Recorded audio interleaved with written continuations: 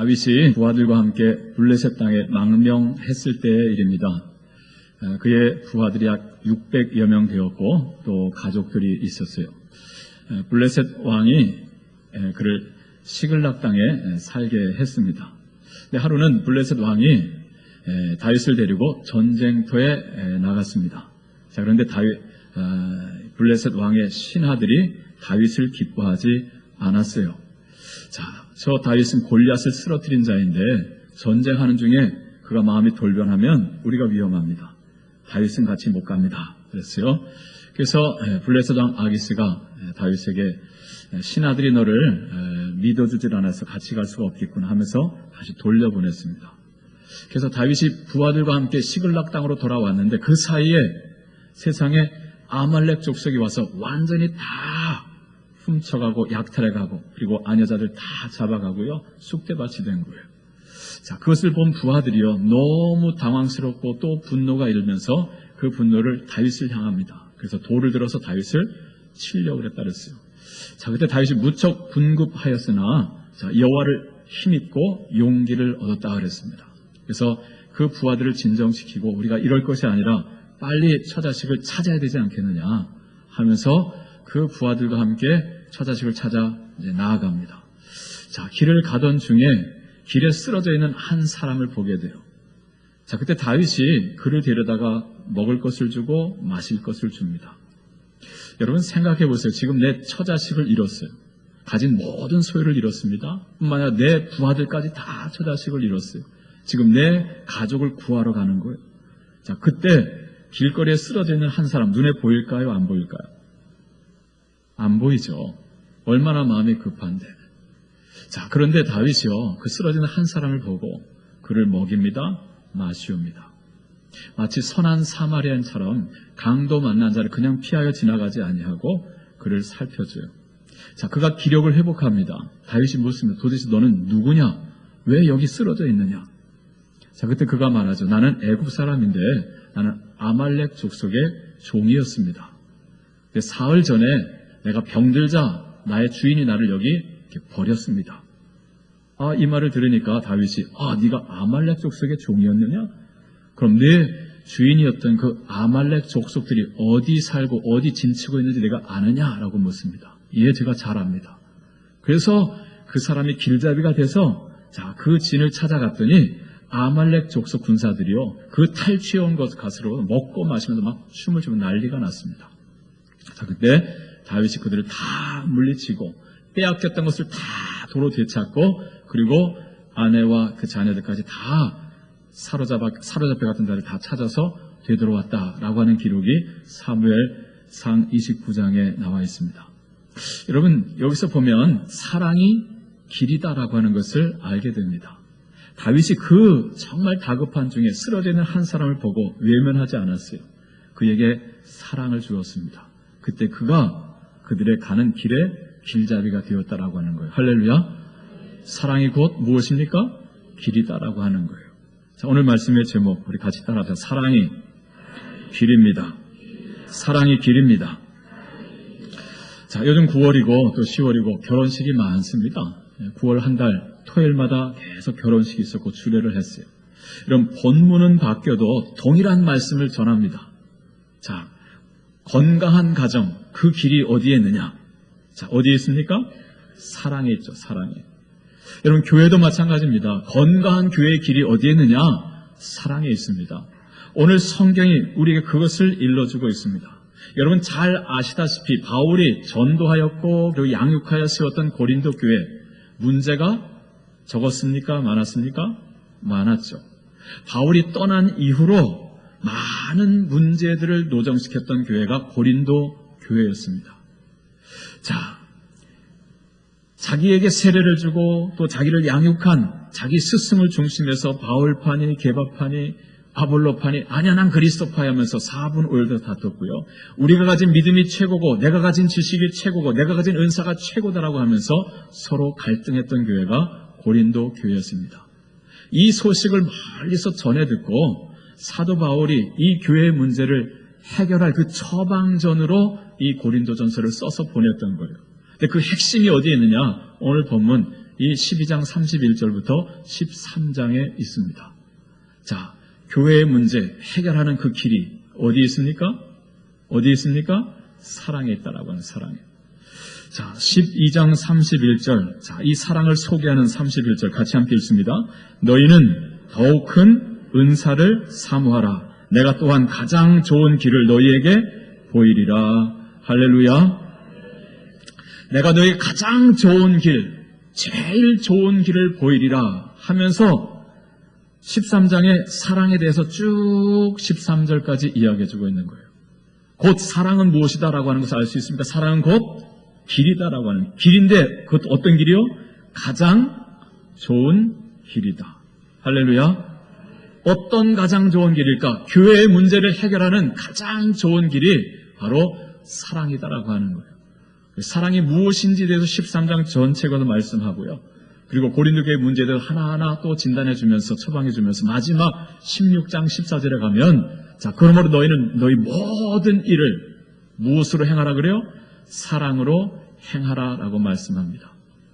자, 그래서 요즘 수요일마다 고린도전서 말씀을 보는데 고린도전서 전체의 핵심 말씀을 고린도전서 16장 14절로 정했어요. 모든 일을, 너희의 모든 일을 사랑으로 행하라. 자, 근데 그 하고자 하는 말의 핵심이 오늘 본문에 다 담겨 있습니다. 사랑이 곧 길이다. 최고의 길이다라고 하는 거예요. 자, 먼저 13장에서 알려주는 것은요. 사랑은 없어서는 안 될 필수적인 것이다 라고 하는 것을 알려주고 있습니다. 함께 따라합시다. 사랑은 필수입니다. 사랑은 필수입니다. 사랑은 선택이 아니고 사랑은 필수적으로 요구되는 것이다 라고 하는 거예요. 이런 부뚜막에 없어서는 안 될 정말 중요한 양념이 있어요. 그게 뭘까요? 소금입니다. 왜요? 소금은 모든 음식에 무엇을 내게 해요? 맛을 내게 합니다. 그래서 소금을 필수 조미료라 그래요. 어떻게 생각하면 설탕을 생각할 수 있어요. 설탕이 맛을 내는 것 아닙니까? 아닙니다. 설탕 없어도 소금만 가지고도 음식을 맛있게 할 수 있어요. 여러분, 우리 인생도 마찬가지입니다. 우리 인생에 맛을 내게 해주는 게 있어요. 필수 조미료와 같은, 자, 그것이 있는데 그것이 무엇이라고요? 사랑이다라고 하는 거예요.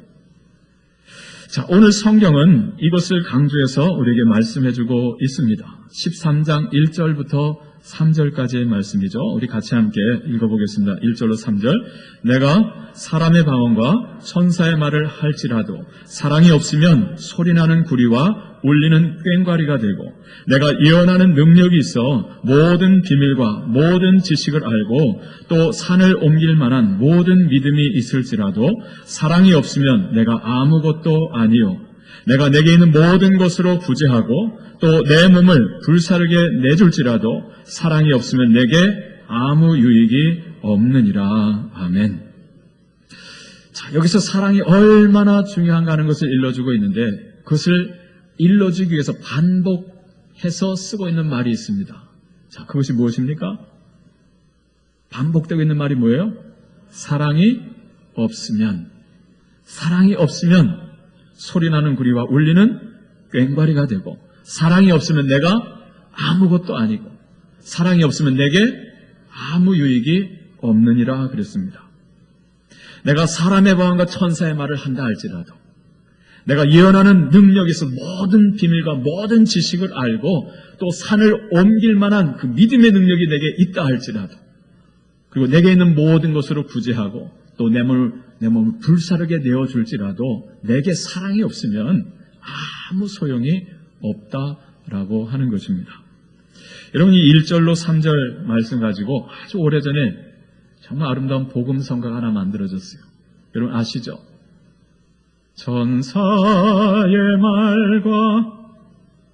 천사의 말을 하는 사람도 사랑 없으면 소용이 없고 다 같이 심오한 진리 깨달은 자로 울리는 징과 같네. 하나의 하나님 말씀 전한다 해도 하나님 말씀 전한다 해도 그 무슨 소용 있나. 사랑 없으면 소용이 없고 아무것도 아닙니다. 할렐루야. 여러분, 이 말씀, 이 찬양의 고백에 여러분 공감이 되십니까? 사랑이 없으면 아무 소용이 없다라고 하는 거예요. 근데 여러분, 이 말씀을 잘 생각해 보면요, 무엇을 알 수 있느냐면요, 우리가 주님의 일을 하는데, 우리가 교회 일을 하는데 사랑이 없이 일을 할 수가 있다라고 하는 거예요. 정말 열심히 일을 해요. 정말 은사가 출중해요. 그 은사를 가지고 정말 열심히 봉사하고 일을 하는데 사랑이 없이 일을 할 수 있다라고 하는 거예요. 사랑 없이 천사의 말을 할 수 있고요, 사랑이 없이 구제도 할 수 있고, 사랑이 없이 하나님 말씀도 전할 수 있다라고 하는 것입니다. 열심히 일을 합니다. 그런데 거기에 하나님을 향한 사랑이 없고, 형제를 향한 사랑이 없고, 이웃을 향한 사랑이 없어요. 사랑이 있다면 한 가지, 어떤 사랑만 있을까요? 자기 사랑만 있어요. 이것을 통해서 자기를 드러내는 거예요. 자, 이 사랑, 이 믿음, 자, 이런 믿음과 이런 사랑 가지고 하는 봉사 어떻게 될까요? 그 일을 하면 할수록 부딪히는 거예요. 갈등하는 것입니다. 이솝 우화 중에 학과 여우의 이야기가 있죠. 자, 어느 날 여우가 학을 자기 집에 초청했어요. 학아, 우리 집에 놀러와. 내가 저녁 대접할게. 자, 학이 놀러 갔습니다. 봤더니 널따란 접시에 음식을 차려놔서 제대로 먹을 수가 없었어요. 며칠 뒤에 학이 여우를 초대했습니다. 내가 보답할게. 우리 집에 놀러와. 내가 저녁 맛있게 준비했어. 여우가 갔습니다. 갔더니만 목이 긴 호리병에다가 음식을 준비했어요. 맛있게 먹어. 여우가 먹을 수가 없었습니다. 여러분, 무엇을 풍자하는 것입니까? 사랑이 없는 봉사입니다. 봉사의 행색은 냅니다. 근데 그 속에 뭐가 없어요? 상대방을 향한 세심한 배려, 관심이 없습니다. 여러분, 이런 봉사는 기쁨을 주지 못합니다. 덕을 세우지 못합니다. 또 갈등만 일으킬 뿐입니다. 우리가 주님의 이름으로 하는 봉사 중에 이러한 봉사가 있다라고 하는 거예요. 내 딴엔 정말 열심히 하는데, 자, 거기에 주님을 향한 사랑도 결여되어 있고요. 그리고 형제를 향한 사랑도 결여되어 있어요. 자, 그래서 그 과정에서 충돌하고 그 결과는 씁쓸합니다. 오늘 바울은 우리가 은사를 가지고 하나님께서 우리에게 각각 나누신 그 은사를 가지고 교회 공동체를 섬기는데, 자, 이것이 우리 안에 없어서는 안 된다라고 하는 거예요. 자, 그것이 무엇이라고요? 사랑이다라고 하는 것입니다. 여러분, 사랑이 필수적인 것이다. 사랑은 선택적인 것이 아니고 사랑은 필수적인 것이다라고 하는 것을 우리가 이해하기 위해서 여러분에게 조금 신학적인 설명을 좀 여러분에게 좀 드리려고 합니다. 여러분, 성령이 우리에게 주시는 것은요, 은사가 있고 또 열매가 있습니다. 그래서 성령의 은사 또는 성령의 열매라고 하는 표현을 쓰죠. 오늘 고린도전서 12장은 성령의 은사에 관한 말씀입니다. 자, 성령의 열매는 어디에 나옵니까? 갈라디아서 5장에 나오죠. 오직 성령의 열매는 사랑과 희락과 화평과 오래 참음과 자비와 양선과 충성과 온유와 절제니 이 같은 것을 금지할 법이 없느니라 했습니다.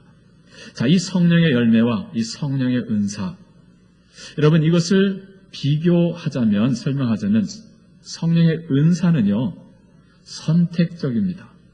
하나님께서 여러분에게 필요한 은사들 각각 다르게 주셨어요. 그래서 모든 사람이 다 동일한 은사를 갖는 것은 아닙니다. 여러분, 12장 그 앞선 절에 보면 다양한 은사가 있음을 이야기해주고 있습니다. 누군 방언하는 은사가 있고, 누군 방언 통역하는 은사가 있고, 누군 병 고치는 은사가 있고, 누군 가르치는 은사가 있고, 누군 지도하는 은사가 있고요. 누군 찬양을 잘하는 은사가 있고, 누구에게는 요리를 잘하는 은사가 있고요. 각각 은사가 달라요. 자, 여기 은사를 영어 성경에서는 기프트라고 하는 단어로 번역을 했습니다. 기프트가 뭡니까? 선물이잖아요. 하나님께서 예수를 믿는 자에게 성령을 통해 주시는 것이 바로 은사입니다. 기프트. 근데 각 사람마다 달라요. 그래서 은사는 반드시 복수로 나옵니다. 기프트. 자, 여러분 어떤 은사를 가지고 계십니까? 여러분 그 은사를 가지고 땅에 묻어두지 않고 그 은사를 가지고 교회 공동체를 섬겨야 돼요. 왜? 그것이 은사를 주신 목적입니다. 자, 근데 중요한 것은 사람마다 은사가 다 각각 같다 다르다 다르다라고 하는 거예요. 그래서 은사는 선택적입니다. 근데 열매는 어떨까? 열매.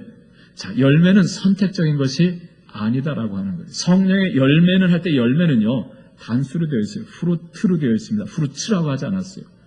성령의 열매는 사랑과 희락과 화평과 오래 참음과 자비와 양성과 충성과 온유와 절제, 이 9가지다라고 이야기해요. 근데 이건 9가지 열매 각각 다른 것이 아니라 한 열매 안에 이 9가지의 맛이 다 녹아져 있는 거예요. 이해가 되십니까? 여러분 한 나무에 사과도 열리고 배도 열리고 감도 열리는 거 봤어요? 한 열매예요. 근데 그 안에 이게 다 녹아져 있는, 마치 오미자가 한 열매 속에 5가지 맛이 담긴 것처럼 우리가 성령 안에서 살아가다 보면은요, 우리 안에 열매가 맺히는데 이 9가지의 맛이 나게 된다는 거예요. 그래서 사랑과 희락과 화평과 오래 참음, 자비, 양성, 이 모든 것이 분리될 수 있는 것이 아니라 하나다라고 하는 것입니다. 자, 성령의 열매는 성령 안에서 살아가는 사람이라면 반드시 맺어야 되는 필수적인 것이다. 자, 그럼 여러분 앞서 보았던 12장 31절 보세요. 앞서서 여러 은사들을 쭉 이야기하던 중에 마지막 31절에 말합니다. 너희는 더욱 큰 은사를 사모하라. 내가 또한 가장 좋은 길을 너희에게 보이리라. 할렐루야. 여러분 여기서 좀 이해가 필요한데요. 우리말에는요, 문법적으로 단수와 복수의 구별이 분명치가 않습니다. 우리 어법이 그래요. 그냥 단수로 복수를 그냥 함축시켜버려요. 자, 여기 이 경우가 그런 경우인데요. 너희는 더욱 큰 은사를 사모하라 할 때 이 은사는요, 원문에 보면 복수로 되어 있어요. 너희는 이 많은 여러 은사들 중에 어떤 은사를 사모하라면 더욱 큰 은사들을 사모하라는 거예요. 하나를 이야기하는 것이 아니라 여럿을 이야기합니다. 자, 여러 은사가 있는데 은사 중에는 더 좋은 은사가 있고 그보다 조금 못한 은사가 있다라고 하는 그 기준이 무엇일까? 그것은 14장을 읽어보면 알 수 있습니다. 거기서 예언의 은사와 방언의 은사를 비교해서 말합니다. 바울이 자기도 방언을 말하지만 그러나 할 수 있거든 여러분은 방언보다는 예언의 은사를 가질 수 있기를 사모하라 그래요. 자, 왜냐하면 방언의 은사는 자기의 유익을 구하지만 자기에게 덕을 세우지만 그러나 예언의 은사는 교회 공동체에 덕을 세운다라고 하는 거예요. 예언이 뭐냐? 깨달은 마음으로 하나님께서 깨닫게 해준 그 진리의 말씀을 가르치는 것을 예언이라고 합니다. 자, 그래서 바울이 말합니다. 1만 마디 방언을 하느니 차라리 깨달은 마음으로 말씀을 5마디 말로 다른 사람을 가르치는 것이 훨씬 더 낫다 그래요. 자, 그래서 교회 공동체에 유익을 줄 수 있는, 다른 사람에게 유익을 주고 덕을 세울 수 있는 그런 은사들을 여러분들은 사모하십시오라고 하는 거예요. 자, 그러면서 그 뒤에 덧붙여 하는 말이 뭐냐면 내가 또한 가장 좋은 길을 너희에게 보이리라 라고 하면서 사랑을 이야기했습니다. 이 사랑은 갈라디아서 말씀대로하면 성령의 은사가 아니라 뭐라고? 성령의 열매다라고 하는 것이죠. 그래서 바울은 사랑을 여러 은사 중에 하나로 소개하고 있는 것이 아니라 이 많은 은사들을 가지고 우리가 교회를 섬길 때 우리가 어떠한 자세, 어떤 마음가짐, 어떠한 태도로, 어떠한 방편으로 해야 되느냐, 사랑을 가지고 해야 된다라고 하는 것이죠. 그래서 은사를 가지고 교회를 섬기는 가장 좋은 길, 가장 좋은, 제일 좋은 길, 그것이 바로 사랑이다라고 하는 것을 말씀해 주는 거예요. 사랑이 은사다라고 한다면 우리 이렇게 말할 수 있어요. 누군가가 여러분, 너는 어떻게 사랑이 없냐? 너 예수 믿는 것이 이렇게 사랑이 없냐? 라고 말할 때 이렇게 피해갈 수 있어요. 난 사랑의 은사를 못 받았어. 여러분, 이것은 정답입니까? 틀린 답입니까? 틀린 답이라는 거예요. 사랑은 은사가 아니라 우리가 성령 안에서 살아간다고 한다면, 우리가 예수 그리스도로 하여 죄사함 받고 우리가 성령을 모시고 살아간다고 한다면, 우리가 성령 안에서 맺어야 될 열매가 무엇이냐? 사랑이다라고 하는 거예요. 우리가 어떠한 은사를 가지고 있든 우리가 몸된 교회를 섬길 때 이 사랑의 열매를 가지고 섬겨야, 자, 그것이 공동체의 덕을 세운다라고 하는 것입니다. 할렐루야. 그래서 여러분 안에 사랑이 성령 안에서 송글송글 열매 맺혀지기를 바랍니다. 섬기는 가정과 그리고 교회 모든 자리자리에서 인생의 맛을 내게 하는 생수의 강들이 되시기를 주님의 이름으로 축복합니다. 자, 두 번째로 오늘 성경이 말씀해주고 있는 것은요, 사랑은 명사가 아니라 동사다라고 하는 거예요. 조금 이해하기 어려운 표현인데 함께 따라서, 사랑은 동사입니다. 사랑은 동사입니다. 주일 오전에 성경 공부반이 있습니다. 제가 기초반을 좀 인도하는데 오전 8시 50분부터 9시 50분까지 기초반 약 45명이 배우고 있어요. 자, 최근에 배우는 것은 그리스도인의 성품에 관한 것입니다. 제1권에서는, 전권에서는 그리스도인의 확신을 배웠고, 제1권에서는 그리스도 안에 있는 새 생명을 배웁니다. 우리가 어떻게 죄사함 받고 예수 그리스도를 영접하고 하나님의 자녀가 되는지, 복음의 기초죠. 제2권에서는 그 주님과 어떻게 교제하며 살 수 있을까? 주님과의 교제에 관해서 배웁니다. 제3권에서는 그 주님과 어떻게 날마다 동행하며 살아갈 수 있을까? 그리스도와의 동행에 대해서 배웁니다. 그리고 이제 제4번째 배우는 게 바로 이거예요. 그리스도인의 성품. 우리가 예수 믿고 구원받았으면 우리 안에 성령이 거하시면 이제 성령 안에서 우리 안에 성품이 하나님의 성품으로, 그리스도의 성품으로 이제 성장, 성숙되어 가야 한다라고 하는 것이죠. 그 중에 첫 번째 드러내야 될 열매가 뭐냐? 자, 성숙한 자는 감사가 많아진다 그랬어요. 이게 제1과에서 배운 거예요. 뭐가 많아진다고요? 감사. 전에는 그렇게 원망, 불평, 짜증이 많았어요. 예수 믿고 성령 안에서 살다 보니까 내 안에 뭐가 많아져요? 감사가 많아져요. 두 번째는 사랑이 커진다 그랬어요. 사랑이 커진다. 제2과에서는. 사랑의 크기는 무엇으로 표현되느냐? 얼마만큼 자기 자신을 낮추느냐? 낮아짐의 정도만큼 그 사람이 큰 사람이에요. 또 얼마만큼 사람을 품을 수 있느냐? 그 폭만큼 그 사람이 큰 사람이에요. 또 한 가지는 얼마만큼 오래 참느냐? 그 참는 길이가 그 사람의 성숙도다라고 하는, 그 2과에서 배웠고요. 제3과에서 배운 게 뭐냐면 말에 관한 것입니다. 우리가 다 실수가 많으니 만일 우리가 말에 실수가 없는 자라면 온전한 사람이라 능히 온 몸을 굴레씌우리라. 야고보 3장 2절 말씀 2절입니다. 그래서 이 공부를 하면서요, 우리가 마지막에 조별로 다 이렇게 나누게 했어요. 각각 조별로 이제껏 일평생 살면서 가장 내 마음에 감동을 주었던 말이 있다고 한다면 그것이 무엇인지 함께 서로 나눠보라 그랬어요. 네. 자, 여러 이야기들이 나왔겠죠. 그리고 제가 이제 숙제를 줬습니다. 자, 여러분 이제 한 주간 동안 집에 가서 살면서 가장 소중한 사람에게 여러분 이제껏 들었던 가장 감동적인 말, 그리고 지금 나누면서 들었던 그 말 중에 최고의 말에다가 옷을 더 입혀서 가장 사랑하는 사람에게 꼭 전해 주십시오. 표현하십시오 그랬어요. 일주일이 지났습니다. 자, 숙제 검사를 했는데 숙제 안 한 사람이 3분의 1이었어요.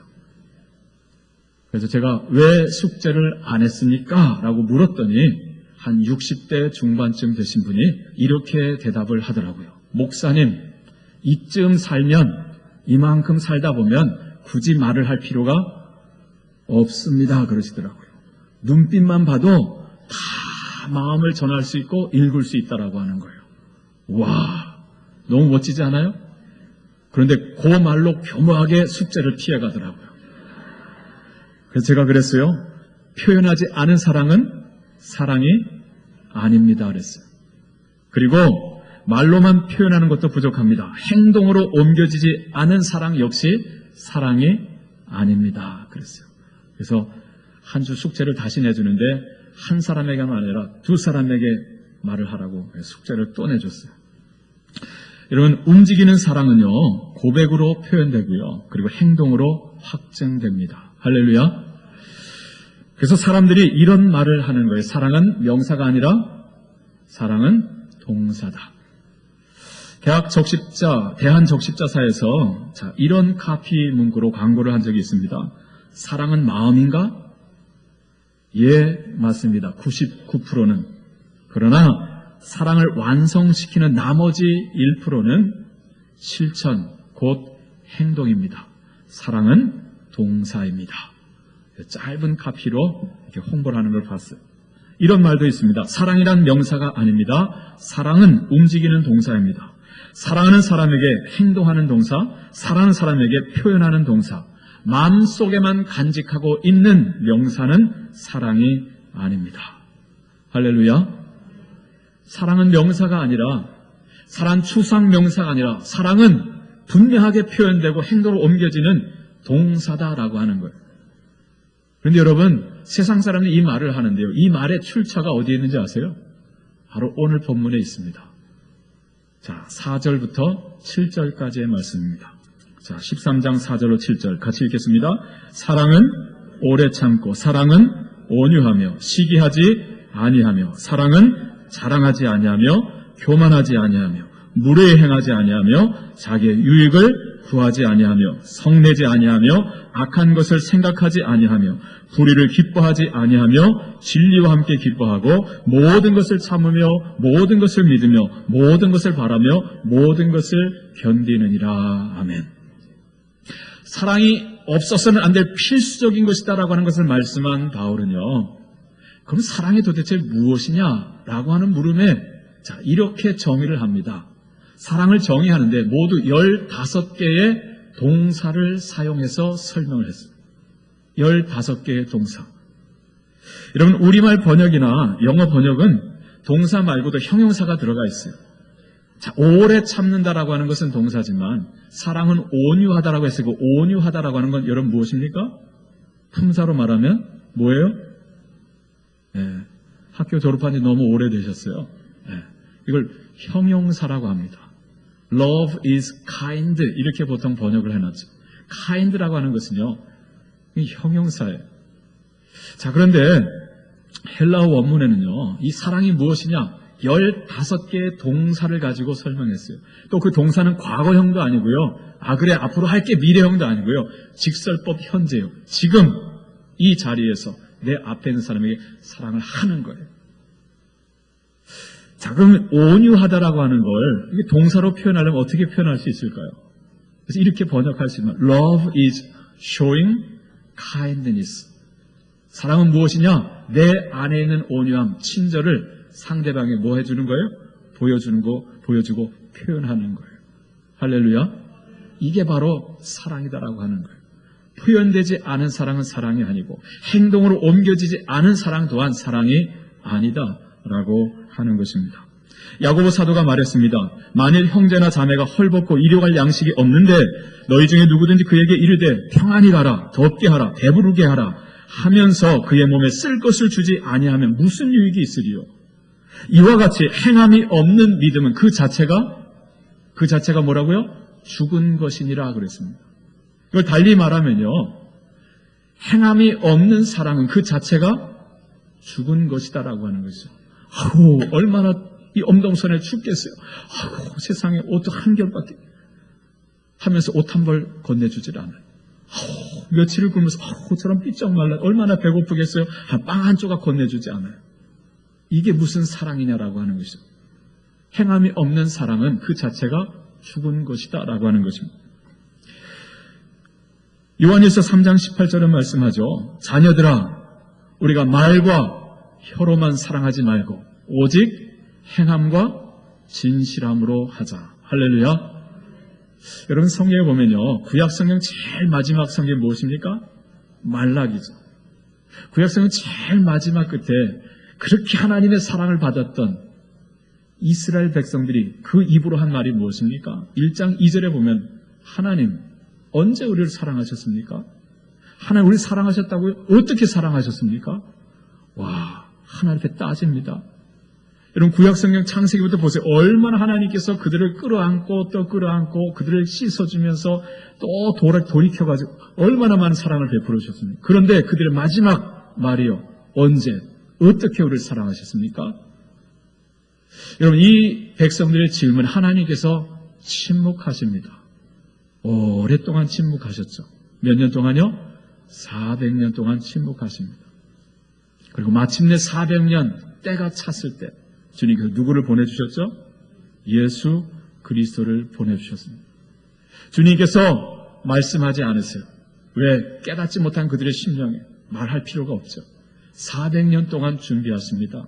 그리고 그 때가 찼을 때 아들 예수 그리스도를 보내주셨어요. 우리가 아직 죄인 되었을 때 그리스도께서 우리를 위하여 죽으심으로 하나님께서 우리에게 대한 당신의 사랑을 확증하셨느니라. 할렐루야. 로마서 5장 8절의 말씀입니다. 이런 요한 1서 4장 10절도 말씀하죠. 사랑은 여기 있으니 우리가 하나님을 사랑한 것이 아니요, 하나님이 우리를 사랑하사 우리 죄를 속하기 위하여 그 아들을 화목제물로 보내셨습니다. 사랑하는 자들아, 하나님이 우리를 이같이 사랑하셨은즉 우리도 서로 사랑하는 것이 마땅하니라. 할렐루야. 여러분, 우리에게서도 문제는 무엇입니까? 사랑이 무엇인지를 모른다라고 하는 거예요. 우리의 사랑 이해가요, 세속적인 개념으로 오염되어 있어요. 그래서 건강한 사랑을 하지 못합니다. 사랑을 하고 싶은데 또 문제는 뭐냐면 내 안에 사랑을 행할 능력이 없어요. 이 상황에서 내가 이렇게 해야 할 것을 아는데 그것을 행할 능력이 내 안에 없다라고 하는 거예요. 자, 어떻게 우리가 사랑을 할 수 있을까요? 하나님 아버지의 사랑 우리가 경험해야 합니다. 우리가 예수 그리스도, 십자가에 달리신 예수 그리스도를 우리가 바라보고 하나님께서 얼마나 우리를 사랑하시는지를 깨닫고 그 주님 앞에 내 죄를 고백할 때 주님께서 내 모든 죄를 사해 주시고 주님께서 우리 안에 거하시죠. 그리고 주님께서 그 사랑으로 누군가를 사랑할 수 있도록 도우십니다. 할렐루야. 사랑의 능력이 내 안에서 나오게 된다는 거예요. 사랑은 추상 명사가 아니라 분명히 표현되고 행동으로 옮겨지는 동사인 것을 하나님께서 우리 가운데 보여주셨습니다. 어떻게 해요? 아들 예수를 아낌없이 우리를 위해 내어주셨어요. 그 사랑을 경험하는 자, 그 사랑을 아는 자가 비로소 표현하는 사랑, 그리고 행동으로 옮기는 사랑을 행할 수 있는 줄로 믿습니다. 이 사랑으로 여러분 삶의 공간을 정말 아름답게 행복하게 할 수 있는 복된 여러분 되시기를 축복합니다. 자, 마지막으로 오늘 성경이 말씀해 주는 것은 사랑은 영원하다라고 하는 것입니다. 함께 따라서 사랑은 영원합니다. 사랑은 영원합니다. 자, 8절 말씀 같이 읽겠습니다. 사랑은 언제까지나 떨어지지 아니하되 예언도 패하고 방언도 그치고 지식도 패하리라. 아멘. 자, 예언도 패하고 방언도 그치고 지식도 패하리라. 여러분, 여기 바울이 열거하고 있는 이 예언, 지식, 이 방언, 이건 다 무엇입니까? 고린도 교회 성도들이 그렇게 추구했던 것이고요. 그리고 그것으로 부딪혔던, 갈등했던 원인들입니다. 내가 가진 은사가 최고야, 내가 가진 믿음이 최고야, 내가 가진 지식이 최고야 하면서 갈등했던 그 원인들.